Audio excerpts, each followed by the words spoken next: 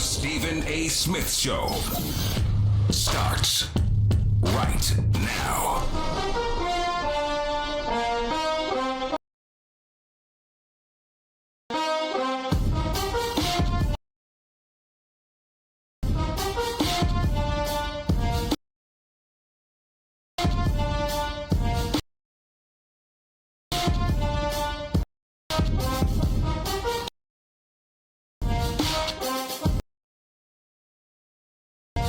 What's up, everybody?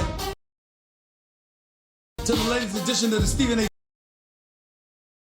Every weekday over the airwaves of ESPN Radio and ESPN News, 250 plus markets across the United States of America, plus ESPN Radio on Sirius XM, Channel 80, plus ESPN Radio simulcast over the live national television airwaves of ESPN News. Number to call up as always is 888-SAY-ESPN. That's 888-729-3776. Need seats to a game? Download the Vivid Seats app and enter promo code CHAMPS at checkout to get 10% off your first order. Don't buy just any seat. Get a Vivid Seat. Time for Straight Talk, brought to you by Straight Talk Wireless. Best phones, best networks, no contracts. Before I get into anything, I got to tell you something right now. What I'm seeing this season, right now, with what's going on in baseball, it's shocking to see the reigning defending World Series champions look as pathetic as they have looked, and Chris Sale looking as bad as he has looked. I mean, my goodness, he's winless, got an ERA over 8, already got 4 losses on the season, which is about as much as he had all of last season. They're 6-12, already 7.5 games back before they've had an opportunity to do anything, particularly after they lost to the Yankees. I mean, this is one of them situations where you're looking at the Boston Red Sox right now, and you're like, what the hell's going on here? What the hell's going on? I can't believe that I'm starting off my radio show with the Boston Red Sox. I mean, it's pretty bad. And Sale, it's shocking. It's shocking to see how bad he has looked thus far. It really is. I mean, I'm stunned. I'm absolutely positively stunned. Not early, it's 162 games in the baseball season. Yesterday, they lost to the New York Yankees 8-0. My Yankees. Sale lasted 5 innings, gave up 7 hits, 4 earned runs, struck out 6. I mean, but we expect more from him. I'm stunned. I'm absolutely positively stunned. So we got to spend time thinking about what Boston is going to need to do to resurrect themselves, and we'll get into that another day. As for my Yankees, I'm just happy right now.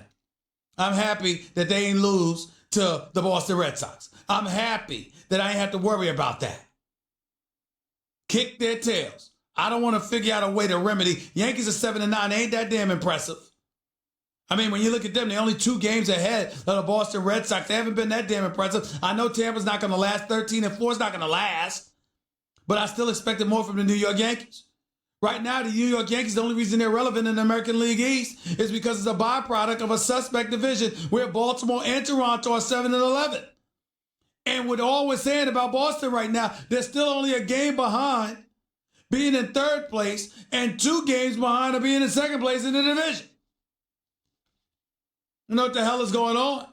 But I'm going to keep my eyes on some of these baseball stories as the season progresses, because there's certain things that are transpiring already that I certainly did not expect. Houston, I love their predictability at 20. They're 12-5 on the season. Philadelphia's 10-6 on the season in 1st place in the NL East. The Mets are not far behind. And DeGrom is the real deal. Love him. Milwaukee's relevant. Pittsburgh and St. Louis winning their share of games. The Los Angeles Dodgers and San Diego Padres with Manny Machado are tied for 1st place. I like that.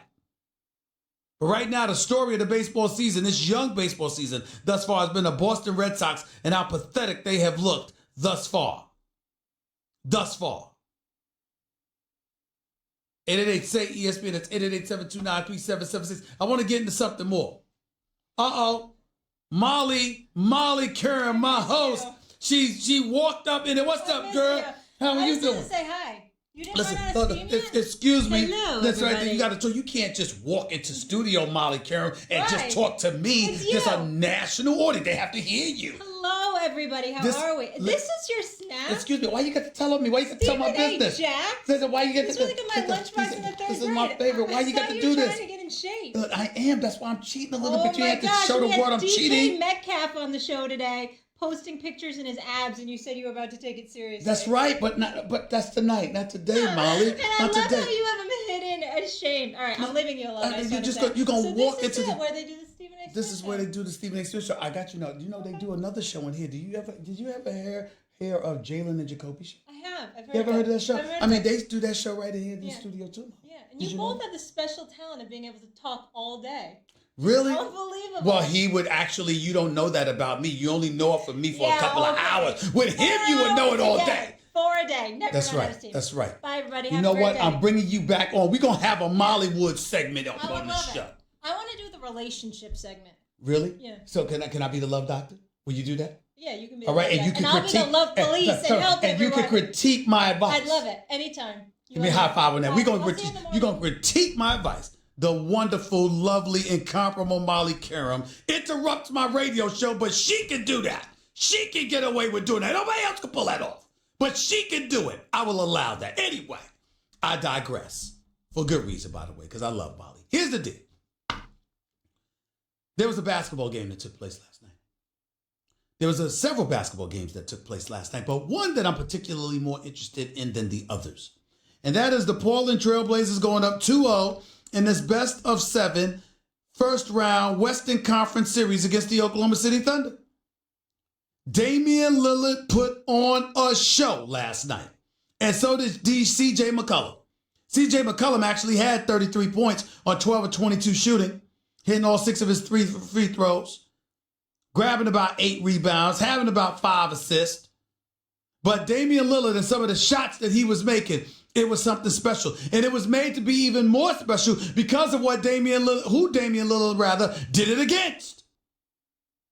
Here's the reality of the situation. Russell Westbrook got thoroughly outplayed last night. And do we have sound from Russell Westbrook, John? Because we need to have that. We need to hear from Russell Westbrook himself about what happened and what he's going to do to remedy the situation. Because right now, the Oklahoma City Thunder are trailing this series 0-2. And oh, by the way, ladies and gentlemen, if they don't win both of these games, the Oklahoma City Thunder are going home in 5 games. But before I get into it any further, listen to Russell Westbrook talk about what transpired in the Thunder's 20-point loss to the Trailblazers last night. They won their first 2 home games. Obviously, we wanted to try to steal one when we can, but let's just stay with it. We're a great basketball team. A lot of great guys on the team that I trust in their abilities to make shots and make plays on both sides of the basketball. And we'll be all right, start with myself. I got to play better. And tonight, the loss, I'm going to take full responsibility of tonight because the way I played was unacceptable, and I'm going to be better. So I'm not worried one bit. My job is to make sure I continue to come out and, will and lead our guys and make sure we have a chance to win a game. Russ, you guys were up 10 midway through the second quarter. Things sort of went downhill the rest of the game. What happened there what happened in the first quarter and a half that you didn't get around to doing in the last 2.5 quarters? Next question. Was that last night? Or was that game 1? That second sound from Russell Westbrook refusing to answer the question. I don't believe that was last night. I believe that was after game 1, correct? Well, listen. I personally think that any basketball-related question they should answer, but clearly Russell Westbrook appears to have a problem with a particular reporter asking the question. And that had a lot to do with his no comments. It wasn't like he went up on the podium and was saying no comment to everyone, according to what I was told. It was no comment to a particular reporter. Nevertheless, here's what it comes down to. Damian Lillard put on the show. Had 29 last night, 10 of 21 shooting, 4 of 8 from three-point range, step back 3 over Raymond Felton, pulled up from 30 over Russell Westbrook. I mean, Damian Lillard put on a show. Put on an absolute show. Having said all of that, here's the deal. Damian Lillard Is it not time to recognize that this man may be first team All NBA? Even ahead of Steph. I'm not saying he's better than Steph. I'm not saying I'd rather have him than Steph. That's not what I'm saying, because Steph is something special, meaning Steph Curry. I'm not saying that. But what I am saying is, based on this year's level of production, when you consider what Damian Lillard has been working with, and when you consider what Steph Curry has been working with, when you consider the fact that Damian Lillard has missed 24 games in 7 years, he's played 96% of the games that he's been available for the Portland Trailblazers in his career. This dude has been a workhorse. He's been he produces. He's averaging 26 and 7. He led Portland to 53 victories this year. It's just undeniable what we're seeing from Damian Lillard. And based on what we're seeing, is it not time to start talking about him as first team All NBA for this particular season? Not saying he's better. Not saying you'd rather have him over Steph or whatever. I'm saying, is it not time to recognize that he may have had the best season of any point guard in the NBA this year? Is it not time to recognize that? Because I think it is. I think we have to do that. Damian Lillard led the Portland Trailblazers 53 wins. CJ McCollum was out for a little while. Nurkic is out for the rest of the season. What do you have? You got Maurice Harkless, Al-Farouq Aminu, Enes Kanter, Rodney Hood, Evan Turner, Seth Curry, Myers Leonard. I mean, what the hell is Damian Lillard playing with? No disrespect to any of those guys. I mean, this brother's going out there night in, night out, getting it done. And I think when you look at it from that perspective, you simply can't ignore what we're seeing before our very eyes, what's transpiring as we speak. Somehow, some way, at some point, we're going to have to stand up and pay attention. Because this is what Damian Lillard is bringing to the table. Now, it doesn't help that you've been swept and been bounced out the last 2 years. That doesn't help. But we never expected but so much from Portland anyway. We expect them to make the playoffs, and then we expect them to go home. But Damian Lillard, after the way they got bounced out by the Pelicans in last year's postseason, speaking to him, interviewing him last week, this brother like, yo, I went home and watched film. Sometimes it's got to be downs before there are ups. And you got to pay attention to what you may have done wrong. And he talked about how he was being double teamed and triple teamed and being trapped, and how it wasn't just about Drew Holiday guarding him one-on-one last year. And he talked about what it was a surprise to him and how he didn't expect it, even though this is his 5th consecutive year in the postseason. He talked about all of these things and how he would be ready. And sure enough, he is ready. And he's balling. And we have to look at it from the perspective that now we're going to have to take this a little bit more seriously on 2 fronts. Number 1, the ascension of Damian Lillard. And number 2, the potential demise of Russell Westbrook. Now, I believe in Russell Westbrook. I think Russell Westbrook is a superstar. I think he's the most athletic point guard we've ever seen in NBA history. I think he's an athletic freak of nature. His speed, his agility, his athleticism, he's unstoppable. He can do what he wants to do outside of hitting threes. But it's undeniable what's taking place in this series. In this series, Russell Westbrook is shooting 10% from three-point range, 1 for 10. In this series, he's just not playing well. Guarded by Damian Lillard directly last night, he shot 3 of 13 from the field during the times that Lillard was guarding him. 3 for 13 with 4 turnovers. These are just things we can't ignore any longer. Plus, him and Damian Lillard compete against one another on the court. They're in each other's faces. I don't know them personally to know whether they really, really like or dislike one another. I just know how it appears on the basketball court. And they go at it with each other because Damian ain't backing down and Russell ain't backing down. And so now that you've got a situation where Damian Lillard spent game 2 giving them the business, Russell Westbrook has to respond. Now, he did last year when he went up against Ricky Rubio. The problem is Damian Lillard ain't no Ricky Rubio. That's a different animal that we're talking about with Damian Lillard. And now we've got to sit up there and turn our attention to Russell Westbrook for this reason. Since Kevin Durant left, you've gone home in the first round both years. Now, going home in the first round 2 years ago, that meant nothing. You still got league MVP. Damn it, you deserved it. You were Herculean. You were phenomenal. And you had no help, even though Victor Oladipo was your teammate. And we didn't know that Victor Oladipo was what we've learned he is. And by the way, blessings to him, wishing him nothing but a speedy and full recovery, because Victor Oladipo is something special. But we didn't know that when he was in Oklahoma City. We just knew he was good. But you went over in the first round. And then last year, you lost to Utah with Paul George. You lost to Utah with Paul George. And then last night, Paul George shows up, hit us 11 and 20 shots. Finishes with 27 points. Played a really good game. But you did it. And so now we have to look at Russell Westbrook with a different kind of vision. We got to start asking ourselves, if you're Russell Westbrook, what do you have to do? We got to start asking ourselves, if you're Russell Westbrook, what do you truly deserve? Kyrie Irving has a title. Russell Westbrook does not. Steph Curry has a title. Russell Westbrook does not. Better team, sure. But once upon a time, Russell Westbrook, albeit when he was younger, still had James Harden, Serge Ibaka, Reggie Jackson, and Kevin Durant, all on the same team. He did go to the finals, lost to Miami. Did go to the Western Conference Finals, up 3-1 before losing to Golden State. The year that LeBron beat Golden State in 7 games. After being given that stimulus package by the league when they suspended Draymond Green for that bogus kick in Game 4 after getting knocked to the floor by LeBron. Either way you slice it, Russell Westbrook has had opportunities.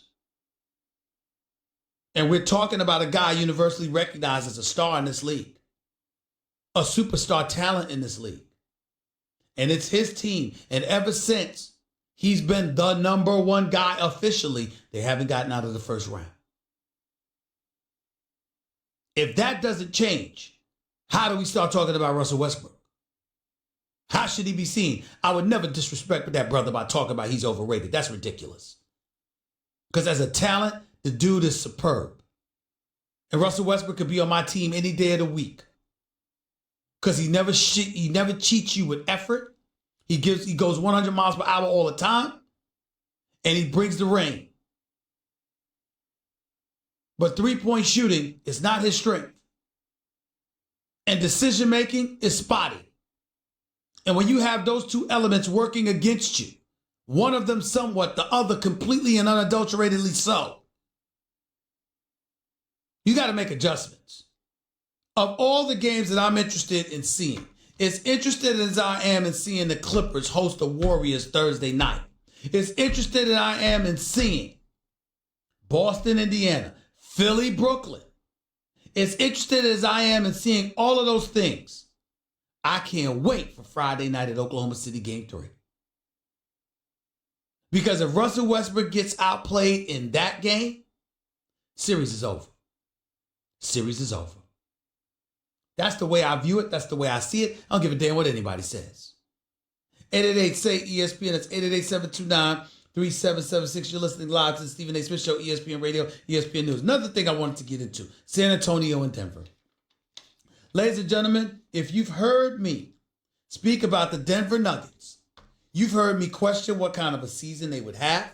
You've heard me question how productive they would be in the postseason. And it's been primarily due to their youth, particularly going against a veteran squad like the San Antonio Spurs, who shouldn't have lost last night after having a 19-point lead. But I will tell you this. Ladies and gentlemen, did you see Jamal Murray? Did you see Jamal Murray? Out of Kentucky, did you see this guard finish with 24 points, 22 in the second half, 21 points in the fourth quarter? He went and hit 8 straight shots at one point. It was a sensational performance. Sensational. Unstoppable. It was unreal. He hit everything. And then, ladies and gentlemen, this brother can shoot. I've been a Jamal Murray fan for a long time because he can really, really stroke it. And I love the fact that he loves having the ball in the fourth quarter. I love that about him. But I'm here to tell you something right now.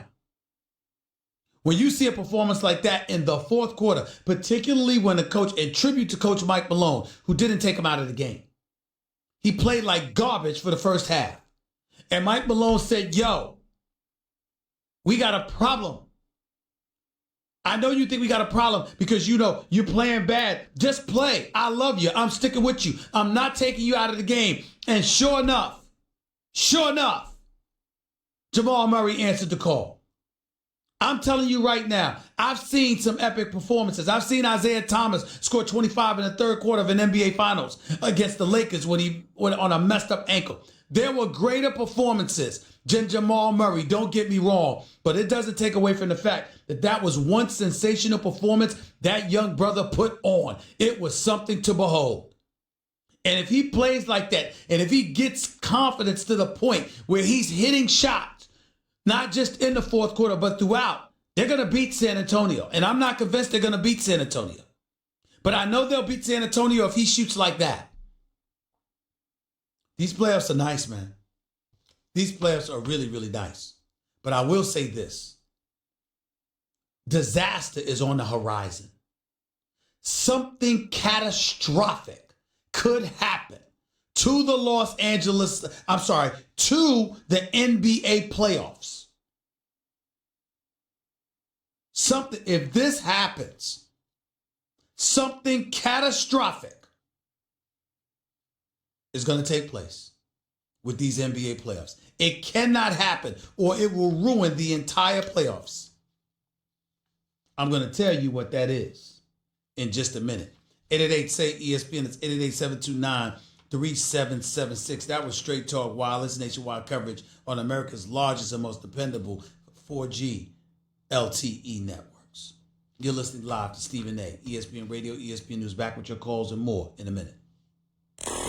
Craving even more of Stephen A? Him of all... I could see it going 7. Ben Simmons had a triple-double last night. Was sensational. The best player on the court for the Sixers. Where was he in game 1? The level of consistency that the Sixers lack alarms me. Lost 22 of 30 of their last 30 road games. 0-3 on the road against Boston last year. Lost that series to the Celtics. Lost 8 of 9 road games. Went tied in the series. Lost 8 of the last 9 road games. Went tied in the series. I can't definitively put the Sixers above that. I said it yesterday. I'll say it again. Brett Brown, I'm not wishing for this. I like this man. And I respect him.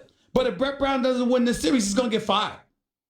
That may not happen if he loses to Boston or Milwaukee or Toronto. But if he loses this series to the Brooklyn Nets, he's not going to keep his job. I'm telling you what I know. It's not going to happen. It's not going to happen. So we look at the Philadelphia 76ers, and I'm looking at a Jimmy Butler last night. 3 of 10, 7 points. No big deal. He showed up in game 1. Yesterday was the time to get others involved. No big deal. But the point that I'm trying to make to you is when you think about the marquee free agents available this summer, you're not thinking about Jimmy Butler. You're thinking about Kawhi, who lost to Orlando. You're thinking about KD, who let Patrick Beverly coax him into back-to-back offensive fouls inside of 47 seconds. You're looking at Klay Thompson. Where was he to stop the bleeding last night? Love Klay Thompson, one of the top 5 shooters of all time. Where was he to stop the bleeding last night? It can't all be Steph. Klay Thompson can shoot too. Klay Thompson's a big-time shooter. One of the top 5 all time. As far as I'm concerned, 6 of 11 from the field, just 1 of 4 from three-point range, 17 points. Not a bad day, but minus 15 for the Warriors when he was on the court last night. I'm just looking around. I'm paying attention. And what I'm saying is, you're looking at these marquee guys. I got news for you. We got to start asking ourselves a question. Who amongst these guys are worth $200 million?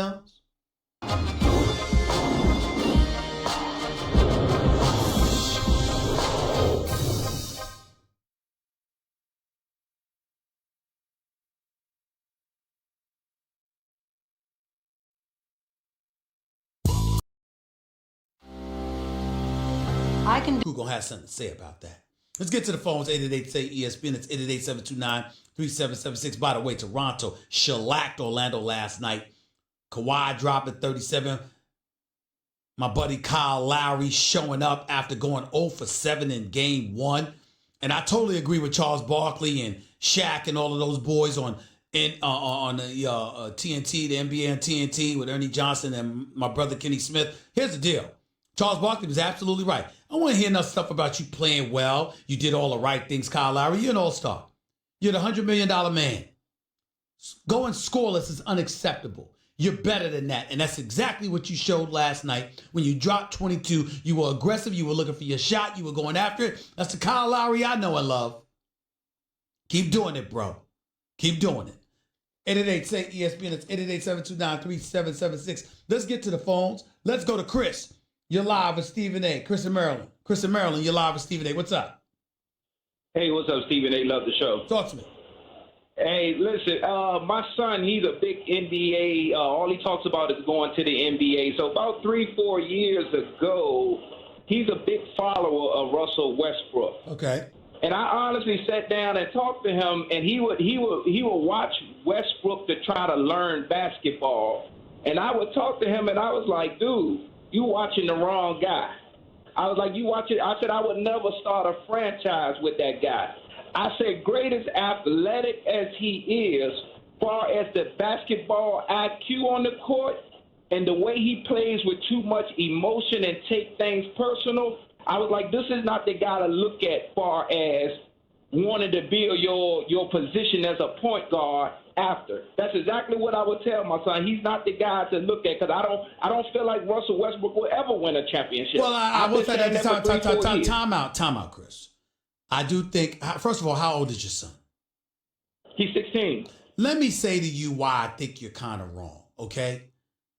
Because, yeah, you might have points about Russell Westbrook, and certainly he hasn't proven you wrong yet. So stay with me, okay, Chris? Okay, definitely. But the problem is when you think about some of those other components that he brings to the table, wouldn't you want your son to emulate that?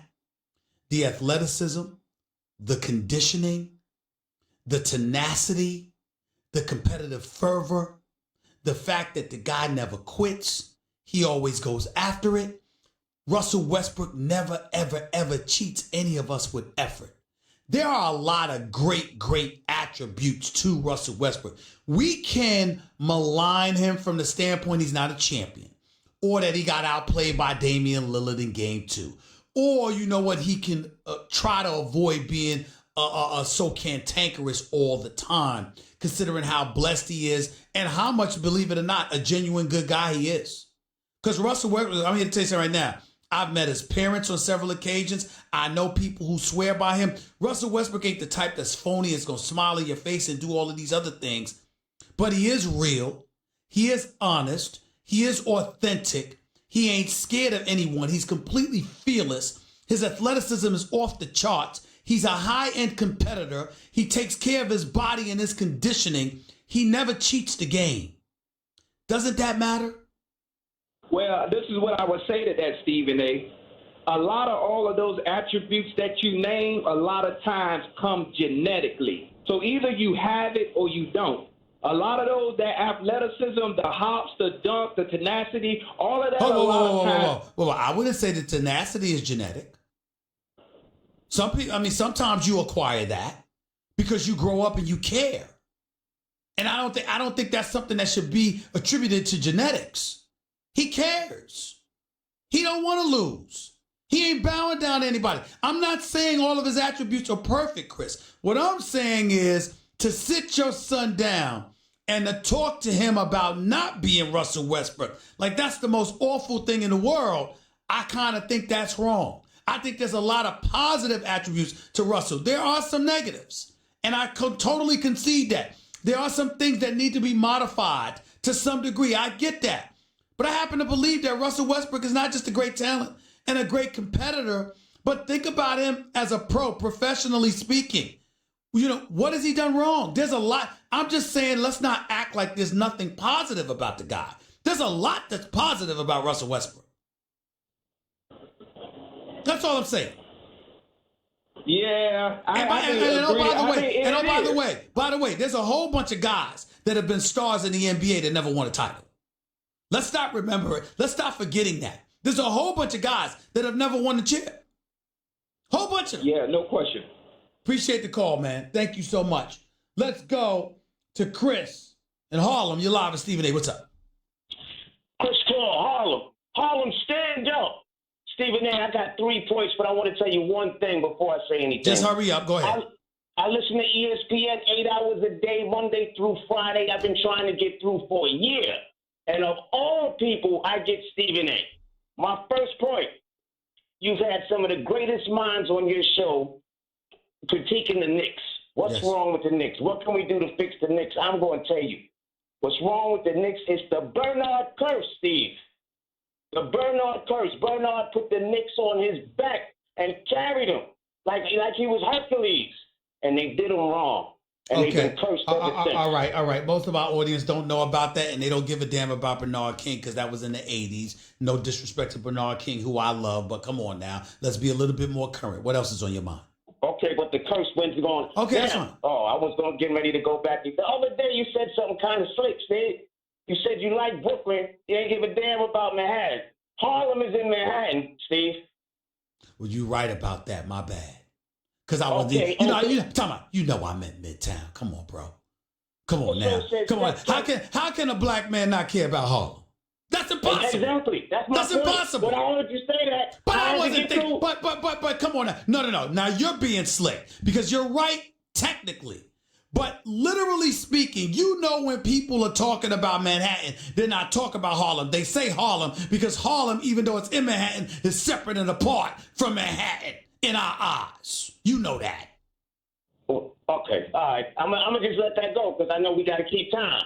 Now, Steph Curry, you said nobody has ever had a jump shot like Steph Curry. Apparently, you're forgetting about Rucker Park and the great Joe Hammy that was putting the lights out. I'm talking to NBA. I'm talking to NBA, bro. He's the greatest shooter in NBA history. Is that true? Yes or no? Okay. All right. Thank you. I got to run. I appreciate the call, bro. Thank you so much. I'm talking about the NBA, bro. I ain't bringing Rucker Park, West 4th Street, 135th. I ain't bring that up. Come on now. 888 say ESPN. That's 888-729-3776. More to Stephen A. Smith Show on ESPN Radio in a minute. Your radio, your computer, your phone. Or just tell your smart speaker to play ESPN Radio. Now.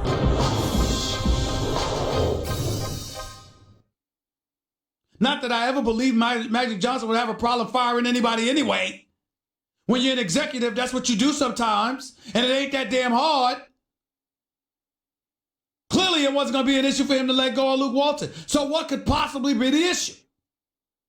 It was Magic Johnson in his exit conference that talked about Pelinka. Wasn't complimentary. Thanked everybody but Pelinka. I don't give a damn about the statement that came out 24 hours later. I'm talking about in the moment that day. You can't look at Jeannie. Really? You can't look Jeannie Bust in the face and say, you know what, I'm going to move on. Come on now. Y'all really believe that? Let me ask y'all this question. When has Magic Johnson ever struck you as soft? When has Magic Johnson ever struck you as the kind of person that was fearful of facing somebody down and being resolute in his position? When has Magic Johnson ever given you the impression that, oh, I can't face somebody because they might change my mind? Really? Y'all buying that crap?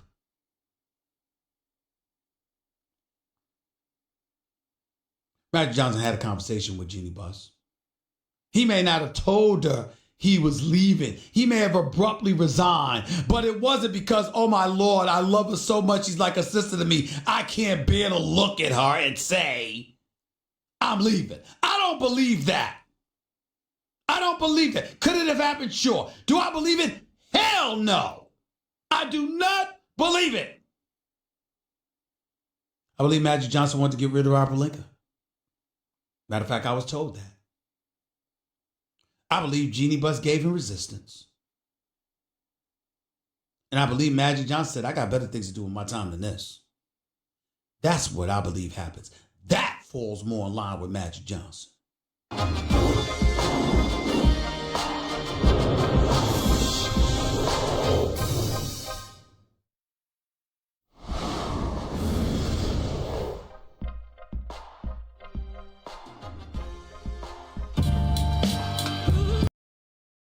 Show on ESPN Radio is presented by Progressive Insurance. Guests on the Stephen A. Smith Show appear via the Shell Pennzoil Performance Line, and you can always get in touch with the show through the 1-800-Flowers Twitter feed. It's the Stephen A. Smith Show. We're coming to you live from above the Heineken River deck at Pier 17. Let's get back to it. Charles, you're live with Stephen A. Go ahead. Charles. Yes. You're live on the air. Go ahead, buddy.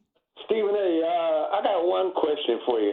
How is it that Jay Stackhouse and Mike Jackson don't have a job in the NBA? Can you tell me about that? Well, Jerry Stackhouse has never coached in the NBA, so usually your most difficult task is your first task. That would be my answer to that question, although I think he deserves the opportunity, and that's why I'm happy for him getting the job at Vanderbilt. In the case of Mark Jackson, there is no excuse.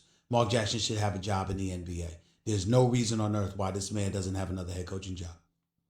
No basketball reason. There are personal reasons that people don't have a taste for him, and that's a problem, but I don't think it's fair. Okay, well, Jay Stackhouse was coaching Toronto 905, and he did a pretty good job of the G League. I mean, you know. Man, there's plenty of guys that did jobs in the G League that are still waiting for opportunities. Sometimes the hardest opportunity to get is the first one. So that happens. That's no reason that he should automatically be a head coach in the NBA. I would like to see it. It would be nice for him to have gotten a chance. But I lean more towards Mark Jackson, who got the opportunity and produced and still was let go and still can't get a job. That's my problem. I have more of a problem with that than I do with Jerry Stackhouse not being the head coach in the NBA. Oh, okay. All right? Take it easy. Have a nice day. Nate, you're live with Stephen A. Go ahead.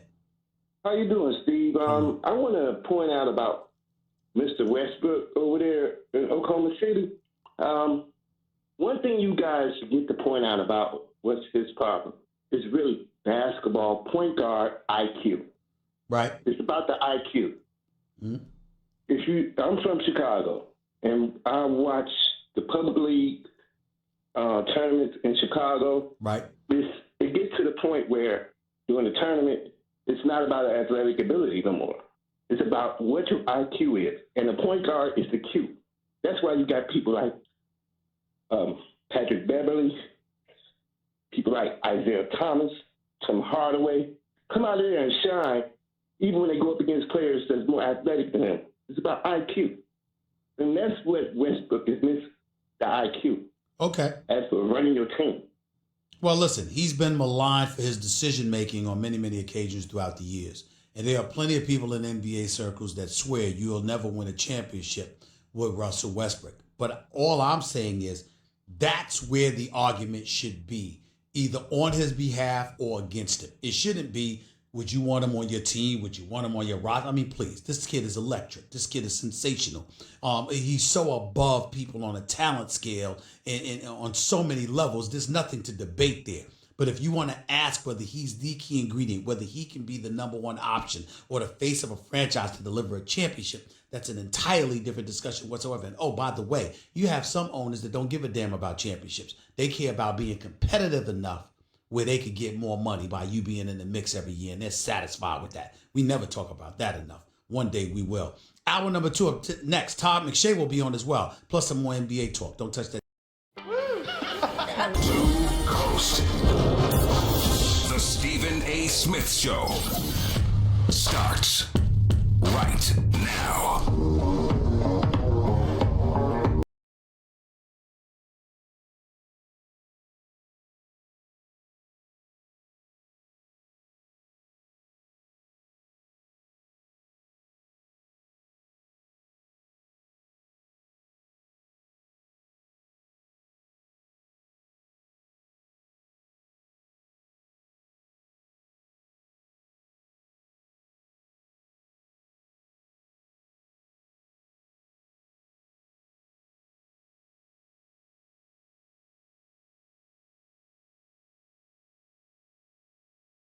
for the Stephen A. Smith Show, coming at you over the airways of ESPN Radio and ESPN News, ESPN Radio on Sirius XM Channel 80 as well. Plus simulcast over the live national television airways of ESPN News. 888-SAY-ESPN is always the number to call up. That's 888-729-3776. Share the beauty of the spring season with 1-800-Flowers exclusive 30 for 30 offer. 30 assorted tulips for just $30. To order 30 stunning assorted tulips for only $30, go to 1-800-Flowers.com/ESPN. ESPN Radio is presented by Progressive's Home Insurance as well. Get your quote at Progressive.com today. 888-SAY-ESPN. It's 888-729-3776. Before I get back to the calls, and before we have Todd McShay, NFL draft guru extraordinaire, on the show with us midway through this hour, I want to get back to some NBA talk as well before I get to the phone calls. And I want to start it off by talking about Brian Windhorst, our NBA analyst and insider for ESPN, wrote a very, very interesting column today. It's on the page of ESPN.com. He's a senior writer for ESPN, and he wrote an article, and it says Windhorst, as in Brian Windhorst. He said Windhorst's handbook for coaching LeBron James. Obviously, with the year that the Los Angeles Lakers have had, 37-45, leading to Magic Johnson walking away from the job abruptly, leading to Luke Walton ultimately departing, whether he was pushed out the door or just decided to leave himself to take the Sacramento Kings job before he had an opportunity to pass gas. I mean, the man did have the job before he was out of the building, for crying out loud. And that's literally speaking. You do have a situation in Los Angeles right now where you're looking for a coach. And in my opinion, let me be very, very clear. I am not advocating that Rob Pelinka be fired. I want to make sure, because I think sometimes people can misconstrue these things. Under no circumstances am I advocating for Rob Pelinka to be fired. What I am saying, however, is there is no way in hell he should be running basketball operations for the Lakers franchise. Rob Pelinka should not choose the next coach for the Los Angeles Lakers. That should be Jeannie Buss. Jeannie Buss or some search committee that she formulates, whatever the case may be. It shouldn't be a guy who was an agent throughout his career, who's believed to be relevant simply due to the presence of Kobe Bryant in his life, because he's the man that represented Kobe Bryant for years and Kobe Bryant swears by him. He should not be the individual making the decision as to who the next head coach for the Los Angeles Lakers is, particularly when Magic Johnson just walked away from the job abruptly, I might add, before the final game of the damn regular season, because he was tired of people chirping and talking behind his back, and everybody and their mother believes that person was Rob Pelinka. Or believes that Magic believes that person was Rob Pelinka. That cannot be the person making the decision as to who the next head coach for the Los Angeles Lakers should be. You got a whole bunch of quality GMs out there. You got Bob Myers out there. David Griffin already took the GM job in New Orleans. Masai Ujiri in Toronto. You never know. He might come to LA. You got options. Hell, I'm going to say this. Why not call my man Chauncey Billups? Why not call my man Chauncey Billups? I mean, since we bringing in people for the first time, Chauncey Billups knows talent, I can tell you that much. He could tell you who could and who didn't play. He could have told you that a bunch of playmakers wasn't going to vibe with LeBron James. He could have told you that. He could have told you don't lose Julius Randle because you don't have $9 million.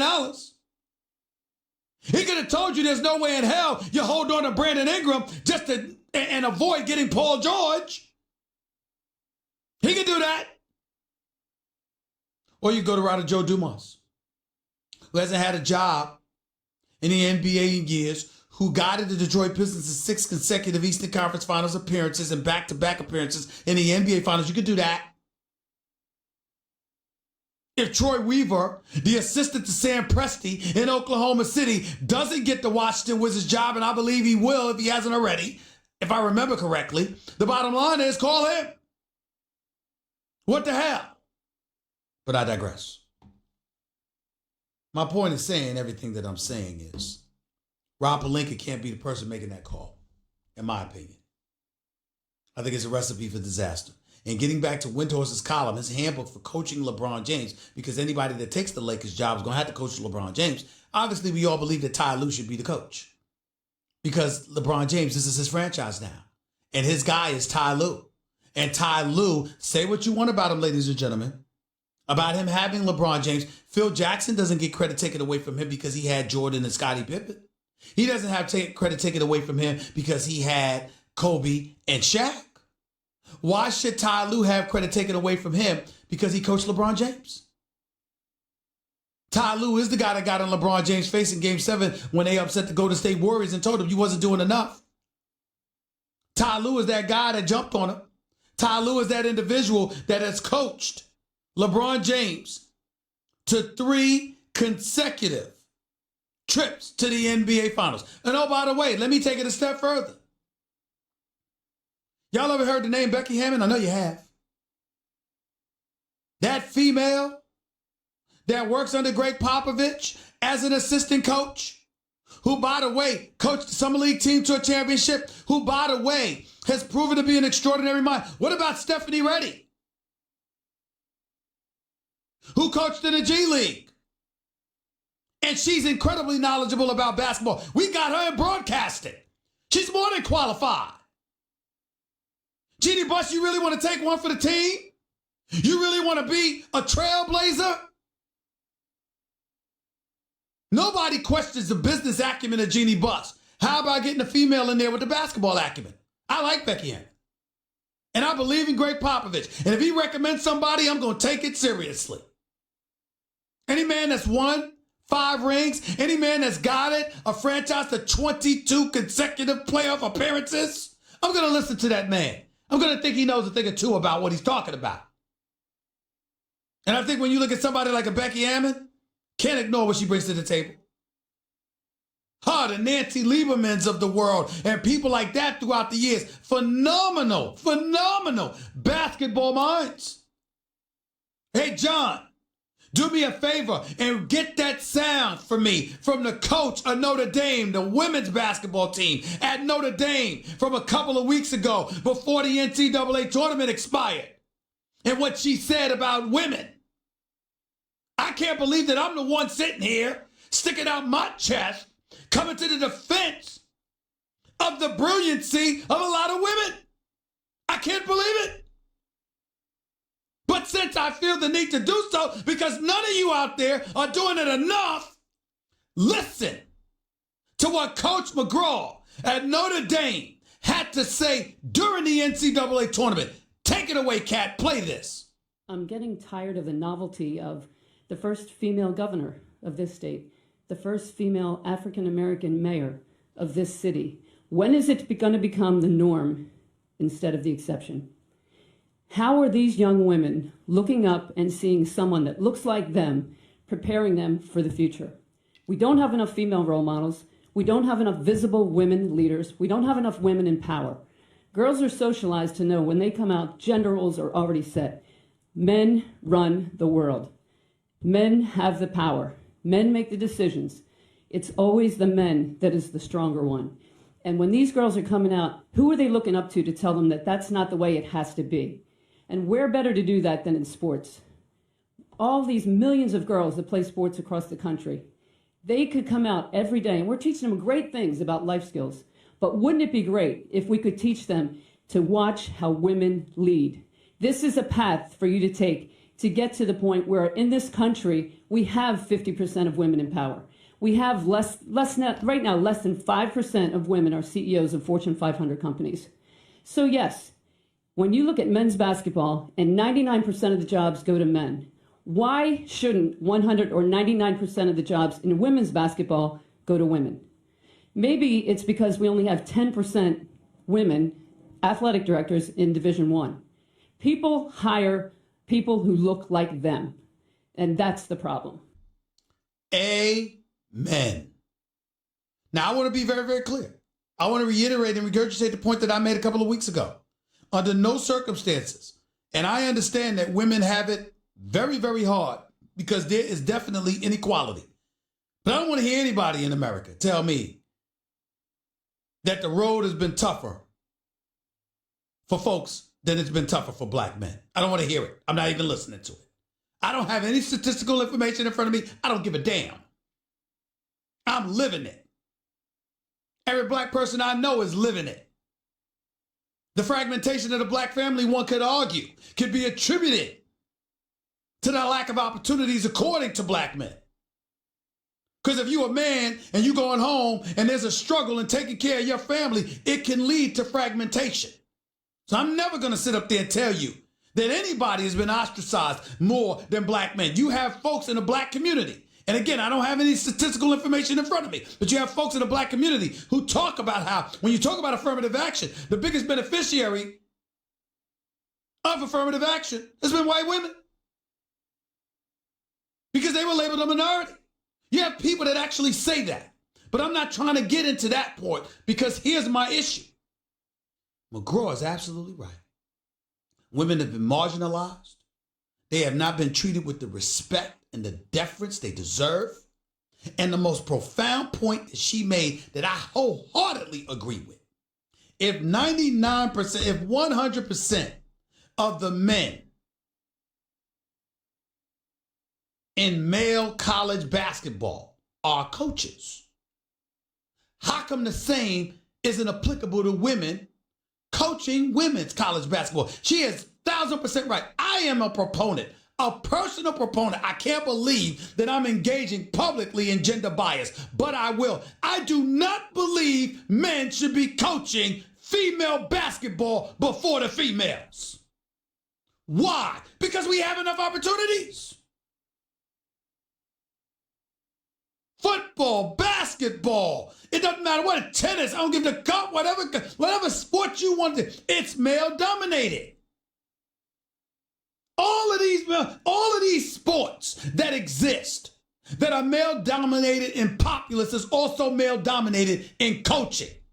Why the hell do you need a man to coach women's basketball with all of these qualified, brilliant female minds in the sport of basketball out there? Why do you need a man coaching that? It's unfair. It's flat out flagrantly unfair. Should be a 50-50 split. Should be a 60-40 split. As far as I'm concerned, males coaching female sports should be an aberration. Women should be coaching the females, since men get to coach the men. And if you want to sit up there and say, then the men should be coaching the men, then you should be the first one standing up and saying a woman should be coaching men.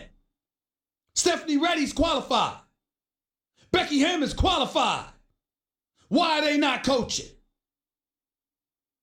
I'm talking head coaching on the NBA level. Why not?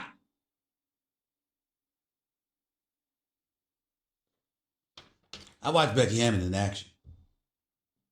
I think she's a head coach in the making.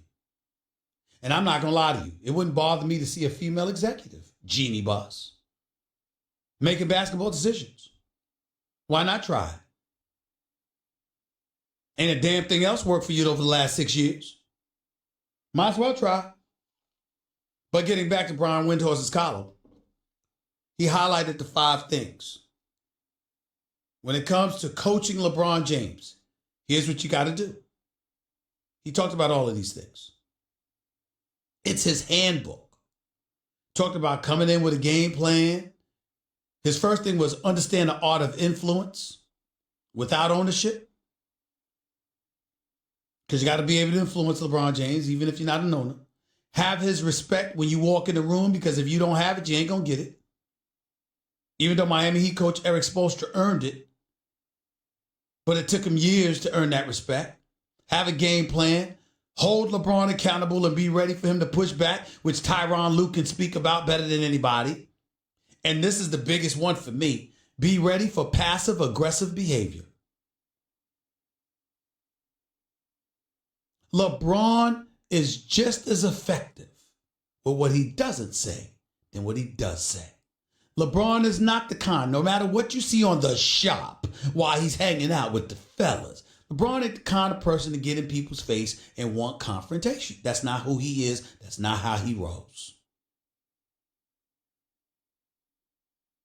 But he's got his folks out there that'll do it for him. A whisper here, a nod there, instructions here or there, and he leaves himself wiggle room to have plausible deniability. Oh, that was them. I had nothing to do with it. When he always has something to do with it. So be ready for the passive-aggressive behavior because that's how he prefers to roll. 888-SAY-ESPN. It's 888-729-3776. Let's get back to the phones. Chris, you're live with Stephen A. Go ahead. Hey, I want to start by saying, first of all, good afternoon, Stephen A. Good afternoon. Go ahead. And second of all, man, I just would like to just thank you, man, because today you've been on fire talking about all the issues with the Lakers and there should be more women in coaching. I totally 100% agree with that. Now, I do want to say I agree with you 100% about Tyronn Lue being the next Lakers coach. He would most definitely fit in, man. He would most definitely fit in. That's pretty much all I have to say. I don't think he could be You're denied. doing a great job, specifically today. I really appreciate that. I hope Kobe, Jenny Buss, all the executives are listening to you today about those Lakers. Thank you, man. Appreciate the call. Andrew, you're live with Stephen A. Talk to me. Andrew. Yeah. Turn I off just want to say turn off that noise. Turn off that noise in the background so we only hear you. Go ahead. All right. I just want to say I completely agree with you on Ty Lue, but I agree that he should come there, but for the reason that I believe that he is one person that can reunite him and Kyrie Irving in L.A. Right. Kyrie Irving has expressed that he has interest in coming and talking with L.A., and I think that L.A. needs to lock down Ty Lue immediately. Hold on. Here's my problem. All of y'all bring up that Kyrie Irving left Cleveland in the first place, and he left LeBron James. Who was coaching at that time? Ty Lue. There you go. So what would make you think that Ty Lue could help that? Why hasn't anybody brought up the notion he could potentially hurt it? I'm not saying that's true. I'm saying how come no one has asked that question? Because we don't know. Okay, I don't feel like Kyrie left Cleveland because of Ty Lue in the first place. No, what I'm saying is he left because of LeBron, and he left because of the circumstances surrounding LeBron and his dominion over the franchise in Cleveland because he wanted his own. My point is that clearly Ty Lue did little to nothing to alleviate that concern for a guy like Kyrie Irving. So what would make you think that Kyrie Irving would be helped in terms of a push towards LA by Tyronn Lue? Well, because he could sit them down and say, look, we've done this before. We've been down this road before. We've done some things that have been wrong. Okay. We've done some things that have been right. But we can rectify the situation. We can do it much better. We have the potential to bring you to L.A., team you back up with LeBron. Also, in the future, we can also get A.D. in the building as well. You telling me if A.D. was potentially come to L.A., that Kyrie, when his ears wouldn't perk up and say, wait a minute, this sounds like a championship team to me. Got you. Appreciate the call, man. Thank you. Jose, you're live with Stephen A. Real quick. Go ahead, Jose. Hey, what's going on, Stephen A? How you doing? Hey, check this out, man. What I think about the Lakers' job, Ty Lue and Chauncey Billups, I think that's a good choice. But I think that LeBron and all the fame that is in L.A., I think they need a coach that like Popovich, like Phil Jackson, somebody that can put the foot down and tell them this time I'm going to run these plays. Well, first of all, Popovich ain't leaving the Spurs to come no damn Lakers, so that's fool's gold. And secondly, Phil Jackson is done. He ain't coming back. Phil Jackson struggles to just sit on the bench for 42 games a year. So what do you expect him to do? And stuff like that. You got plenty of coaches that would put Doc Rivers. Doc Rivers just signed an extension. That's right. So in other words, the guys that you're mentioning are not available. I get your point in terms of who they should be looking for, in terms of who's like-minded. But there's nobody out there that's available that's like-minded about the coach in terms of the coaches that you mentioned. Ty Lue comes the closest to that. Appreciate the call. 888-SAY-ESPN. That's 888-729-3776. Up next, NFL guru on college football, the draft, the NFL draft. That's what I meant by saying that. The one and only Todd McShay. He's up next with Stephen A. ESPN Radio, ESPN News. The Stephen A. Smith Show is being brought to you by Barbasol. Hey, sports fans. Barbasol is offering you a chance to score big when you join the Barbasol Shave Club. Grab your premium starter kit for just $1.99 today with code SHAVE at barbasol.com.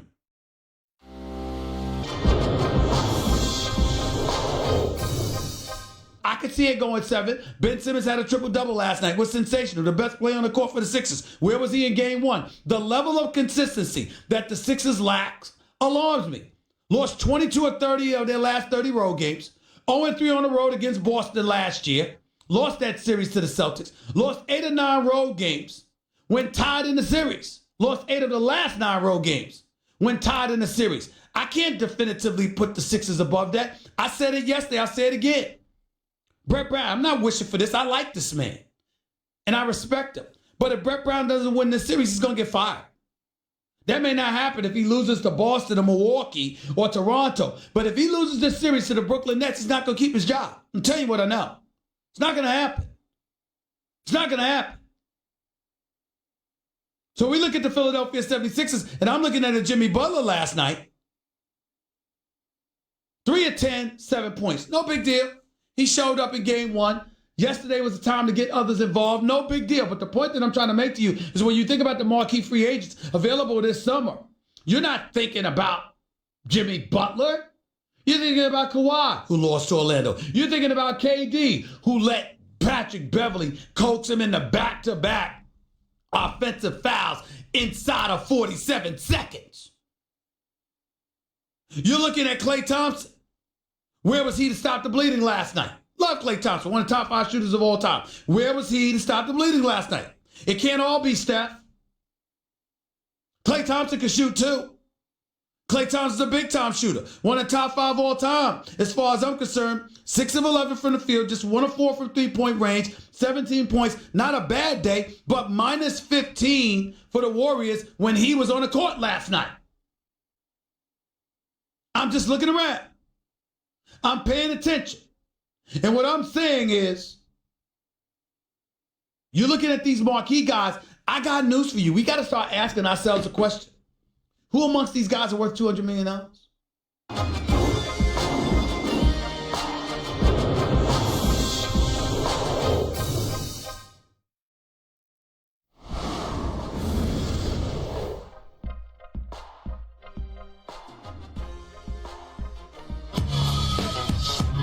The Stephen A. Smith Show on ESPN Radio is presented by Progressive Insurance. Guests on the Stephen A. Smith Show appear via the Shell Pennzoil Performance Line. And you can always get in touch with the show through the 1-800-Flowers Twitter feed.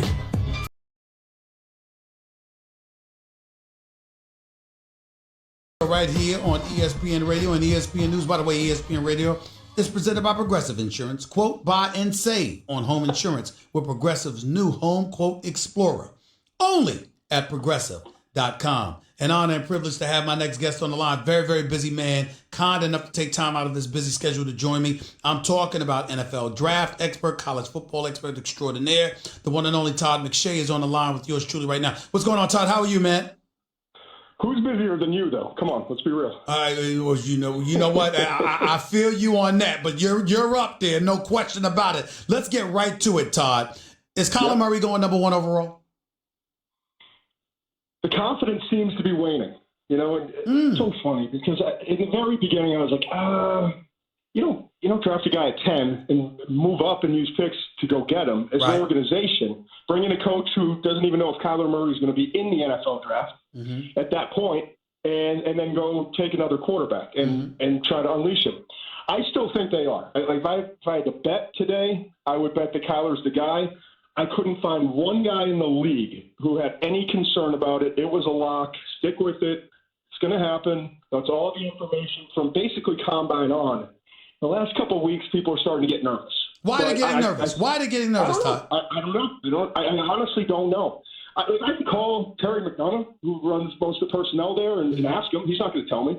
So you only can trust the information from agents and other general managers and guys who are kind of in the know in the league. And Arizona's not telling anyone. So it's just based off of a lot of speculation and trying to put pieces of the puzzle together. Kyler fits what they want to do, though. And at the end of the day, I keep going back to that because they want a twitchy point guard, if you will, that can operate that offensive system. And he's much more of that than Josh Rosen. What is Kingsbury's offensive system? Just to get this out of the way so our listeners can understand, what is Kingsbury's offensive system that we need to comprehend as it pertains to why he would take Kyler Murray number 1? All right, so it's called the Air Raid, and they've been running it at Texas Tech forever. Mike Leach kind of started it there and has since gone on to Washington State. And it's spread a lot of quick throws, getting the ball out. But what it's transformed at Oklahoma with Lincoln Riley, who's one of the great, like legitimate great offensive minds in football today. Okay. He has taken it and he's added more power elements to it and more complements with the offensive line and different things to it. So Kyler will come in and he'll know the verbiage, he'll know the play calls, he'll know what they want to do, and has been introduced and has been around a more advanced system than actually what Cliff Kingsbury has. So basically it's all about the spread and getting the ball out quickly usually, and there's some elements off of that. But Josh Rosen is more under center, play action, your traditional, NFL type of offensive scheme, where this is just a whole different tempo. So is that a safe way of saying that if Kingsbury wasn't the head coach at Arizona right now, we wouldn't even be having a discussion about Kyler Murray being the number one overall pick? Yes, exactly. That's exactly it. There's no way. This will be a historic move. You don't draft a quarterback at 10 after giving up picks to go move up to get him. And then 1 year later say, we were wrong. We needed a better guy, a different guy, and make that decision unless you are convinced, and it starts with the head coach, convinced that Kyler Murray is going to be an upgrade over what you have. And if you're the general manager, Steve Keim, you don't want to make this decision. You don't want to unload Rosen because it's basically saying you failed and you made a mistake last year, even though that's not the case. You would like to stick with Rosen. But if your head coach comes in and says, you know what, if we want to win, I need this guy. What are you going to do? You've just got your hands tied, and it's your job as the general manager to make sure your head coach has the best pieces that he can possibly have in order to complete the puzzle. Tom McShay right here with Stephen A., ESPN Radio, ESPN News. What the hell is going on with Dwayne Haskins? This is a guy that many people had projected, and I don't recall, I apologize, because I don't have your mock drafts in front of me at this particular moment, but I don't recall anybody talking about Dwayne Haskins being out of the top 10. As a matter of fact, a lot of people assumed that he would end up at number 6 with the New York Giants. Now you're hearing that his stock is dropping before our very eyes. What's going on with him, Todd McShay? I think a lot of it is false narrative and made up. I think there are a lot of teams, Denver, Cincinnati, Miami, Washington, New York Giants, that would like for him to fall. And so there's quietly being whispers and messages put out there. You know how it goes. The NBA draft, the same thing. Yep. If you want a guy to fall, his interview wasn't very good. I think he's kind of lazy. And there are some things. Nobody's perfect. Every single player has an issue or two that has you got to weigh into the whole equation. And his weight has been an issue in the past, and he's gotten into great shape. There's concern that he's too much about his brand and everything else. But at the end of the day, I always try to go back to the tape. He's a good guy. I've met his mom. I've met his dad. I know the family well enough to know that he's got a good background and he's got good character. He may be a little bit too into what the league is going to give him, but so is Cam Newton, so is Baker Mayfield. And Tom Brady doesn't turn down a lot of appearances when he can make money too. So you got to really keep it in perspective and go back to the tape. And to me, they're very different players, but the two quarterbacks at the top, Kyler Murray and Haskins, are the guys. The tape is the best for those two. I think Drew Lock from Missouri is going to be a really good player. I love his confidence. I love his potential. But the best tape is from the two guys that started just 14 games in college, and that's Murray and Haskins. And I'm going to stick with that until something happens differently, and I'll still stand by it. After the draft, even if Haskins is the third or fourth quarterback taken. Tom McShay, what's the perfect landing spot for a guy like Dwayne Haskins out of Ohio State? If they wanted him, I would say the Giants. Mm-hmm. If they feel like they're getting stuck with him at 17, you don't take him. I hear all this stuff about Daniel Jones from Duke, and he's a nice player. He's a good player. Maybe he becomes a solid starter. He looks like one of the Mannings because of the mechanics and because of the time he spent, obviously, with David Cutcliffe, the head coach, right, who coached the Mannings and so on and so forth. He's not a Manning. It's different, and he just doesn't have that skill level.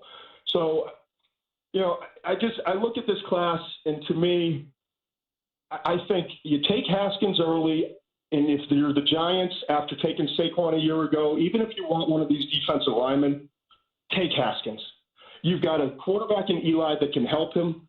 You know, he's been there. He knows the pro style system. Haskins comes in, is going to run the same kind of system. It just fits for the long term of the Giants. But I've gotten zero information that the Giants are interested in him, and if they wind up taking him, Dave Gettleman will come off as one of the great poker players of the draft. One of the things that I've noticed in several of these draft predictions and what have you is very, very few people, if anyone, has a running back going in like the top 15. Have you noticed that? And if so, why is that the case? It's not a great class of running backs. I mean, there's a lot of depth in guys that you think can be good number twos and work in a rotation. But we've been spoiled. I mean, 2013, 2014, there were 0 running backs taken in the first round. And we all, the narrative was running backs aren't important anymore. There's no value there. But all of a sudden, we started to get really talented running backs coming through the pipeline again, like Todd Gurley, Zeke Elliott, McCaffrey, Fournette, etc. And if you're good, you're going to go. And that's the whole deal. And this year, Josh Jacobs is the best of the bunch. He's never the guy at Alabama really until about the end of the season, this past season. He was splitting carries with Damian Harris. Right. And he's explosive. He can block. He can catch. But he's not Todd Gurley. You know, he's not that level of talent. So I envision him somewhere in that 20 to 32 range. He'll be a first-round pick. It didn't help him that he ran in the 4.6s at his pro day, but he's a really good back and a complete back, and I think he'll be the first one off the board, but he'll likely be the only first-round running back we have in this year's class. DK Metcalf out of Ole Miss, wide receiver, showed up at First Take Studios today. Just looks like an Iron Man, obviously. But when you look at his numbers, I mean, they were 1-7 in the SEC. You look at him, he wasn't even their leading receiver. There were 2 receivers at Ole Miss that had better numbers than him, although he only played 7 games due to a neck injury. But nevertheless, when you talk about wide receivers, he's the first name that comes to everybody's mind. Why is that? Well, first of all, a young McShay would love to have one single day on the beach with that body. How about that? It's ridiculous. But he's a physical freak. He really is. There's just not many guys who are 6'3.5", 228 pounds, who run it in the low 4.3s in the 40-yard dash.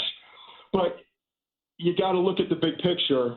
I think Marquise Brown from Oklahoma is the best player in the class. I think he's the most explosive wide receiver that I've ever evaluated. I think he's a lot like a Deshaun Jackson, who's a young guy coming out of Cal, who had some issues and some concerns. He slipped a little bit, but was certainly a top 10 talent. But with DK specifically, and he's a great worker, he works hard, he was the vocal leader of that team, he did all the right things. But you look at some of the lateral movement stuff, the short shuttle, the 3-cone drill, and then you watch the tape and you see that it matches up. He was right on par with Tom Brady in terms of his short shuttle numbers, you know, the tests and how slow he was. So he just doesn't work laterally very well. He doesn't get in and out of breaks as a receiver, not to get too technical, but he does one thing at an extremely high level, and that is get off a press, getting down the field vertically, and there's not many guys who can do it. So maybe he slips to the second round, but he's not going to be out of the top 40, and I would lean heavily towards he's going to be a late first-round pick. Last question to you. I know you think highly about Nick Bosa. You think he's probably the best player in the draft. I think I heard you say that. First of all, you still feel that way. That's correct, right? Yep. All right. Outside of Nick Bosa, who's the next best defensive player in this upcoming draft, regardless of position?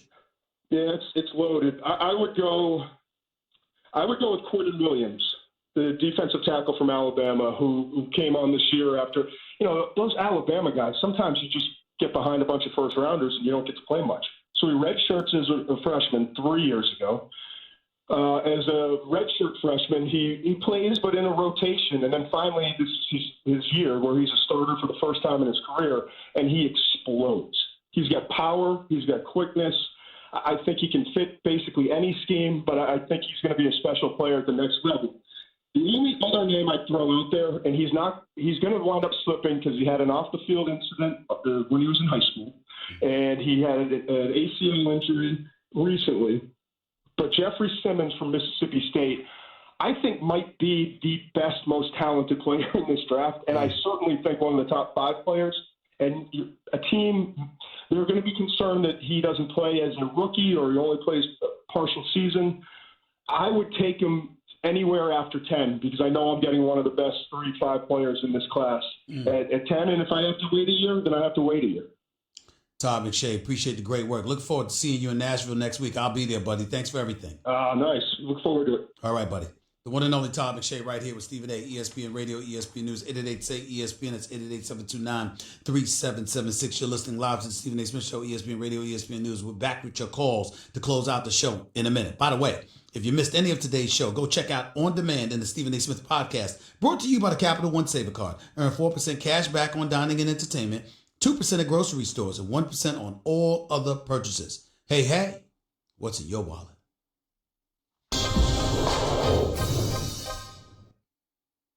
Not that I ever believed Magic Johnson would have a problem firing anybody anyway. When you're an executive, that's what you do sometimes, and it ain't that damn hard. Clearly, it wasn't going to be an issue for him to let go of Luke Walton. So what could possibly be the issue? It was Magic Johnson in his exit conference that talked about Pelinka. Wasn't complimentary.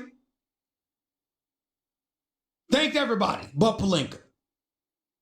I don't give a damn about the statement that came out 24 hours later. I'm talking about in the moment that day. You can't look at Jeannie. Really? Really? You can't look Jeannie Bust in the face and say, you know what, I'm going to move on. Come on now. Y'all really believe that? Let me ask y'all this question. When has Magic Johnson ever struck you as soft? When has Magic Johnson ever struck you as the kind of person that was fearful of facing somebody down and being resolute in his position? When has Magic Johnson ever given you the impression that, oh, I can't face somebody because they might change my mind? Really? Y'all buying that crap?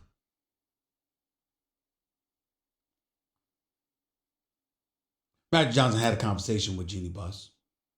He may not have told her he was leaving. He may have abruptly resigned, but it wasn't because, oh my Lord, I love her so much, she's like a sister to me. I can't bear to look at her and say, I'm leaving. I don't believe that. I don't believe that. Could it have happened? Sure. Do I believe it? Hell no. I do not believe it. I believe Magic Johnson wanted to get rid of Rob Pelinka. Matter of fact, I was told that. I believe Jeannie Buss gave him resistance. And I believe Magic Johnson said, I got better things to do with my time than this. That's what I believe happens. That falls more in line with Magic Johnson.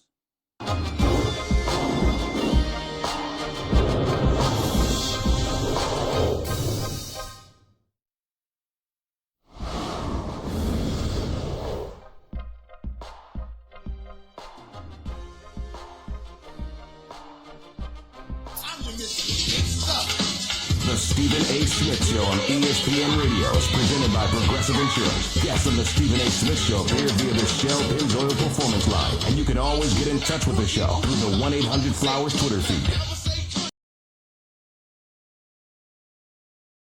Loved that brother. You want to swing? Give me your ring, heavy D. Oh, I miss him. Let's get back to it. Brian, you're live with Stephen A. What's up? Hey, Stephen A., love the show, man. I just wanted to call, and I was listening to Todd McShay comparing DK Metcalf to a Deshaun Jackson similarity, and he was saying he's a big vertical guy. No. He wasn't talking about DK Metcalf. He mentioned to somebody else. I forgot the name, but it wasn't DK Metcalf. He said someone else, and he said they were comparable to Deshaun Jackson. I believe you get down the field just like Deshaun Jackson because they mentioned him in the same sentence. I was saying maybe a good pick could be the Bucs at 5 to put him across the side from Mike Evans and have Jameis Winston with 2 powerful receivers. And on that note, I just want to say that it was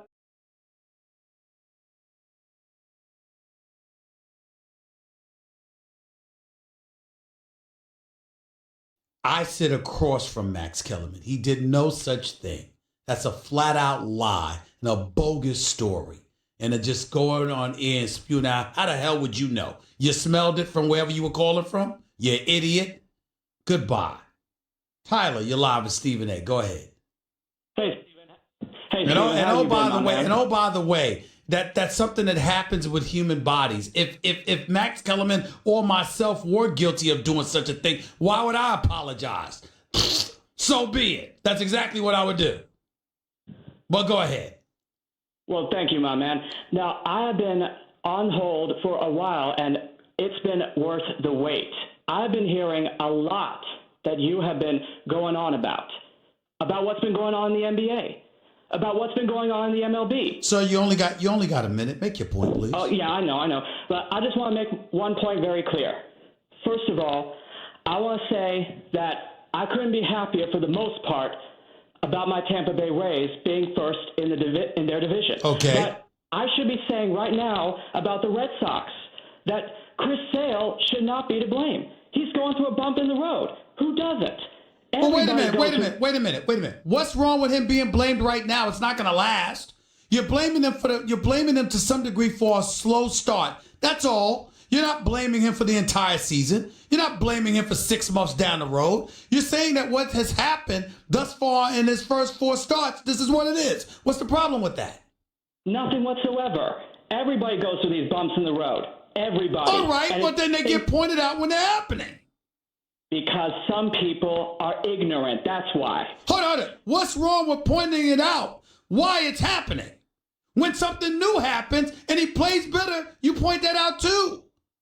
Why would you not point that out now? And I would point it out in a heartbeat.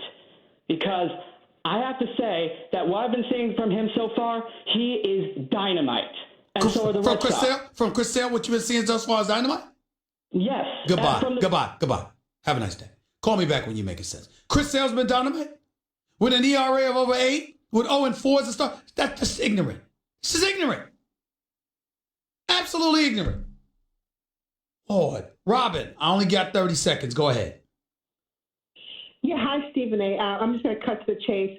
I want to get your thoughts on something. I see it, and nobody's talking about it, but you keep it real. You mean what you say what you mean. DeMarcus Cousins is a total bust. He's a hothead. He's short-tempered. He's a complainer. He's one of the most overrated players in the NBA. True or false? No, you're wrong. That's false. And here's why. Listen, I'm not fond of DeMarcus Cousins. You know, his temperament, he can be rude and all of that other stuff. He certainly has been that way to me. I get it. But I ain't going to ignore the fact that the brother could average 28 and 12 when healthy, which is what he did. I mean, it's not like he's a scrub or a bust. He got hurt. That doesn't make you a bust. I got to get on out of here, but I'll be back in 22 hours. Call me back and we'll talk further about that, Robin. Until then, peace and love, everybody. At some point, these NFL teams are going to regret giving so much of their